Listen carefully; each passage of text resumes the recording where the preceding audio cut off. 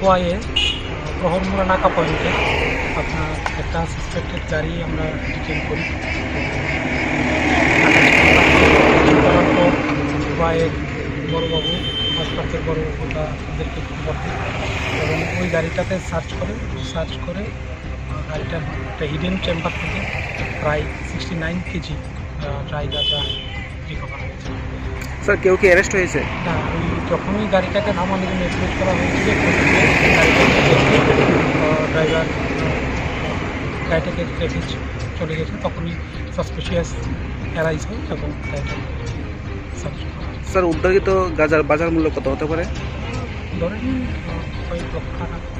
উনি তো কালো মার্কেটের ব্যাপার, ডেফিনেট প্রাইস হয় কয়েক লক্ষ টাকা।